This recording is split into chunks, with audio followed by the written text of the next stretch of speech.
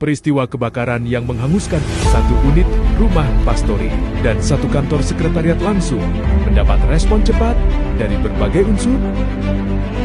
Personel Polres Jaya Wijaya, Brimob Yande, TNI bersama petugas damkar dan masyarakat setempat bergerak cepat menuju lokasi.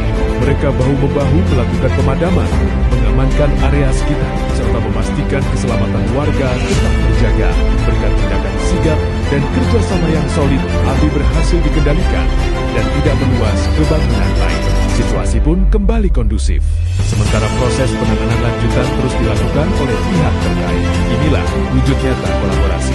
Semua elemen demi menjaga keselamatan dan ketertiban masyarakat.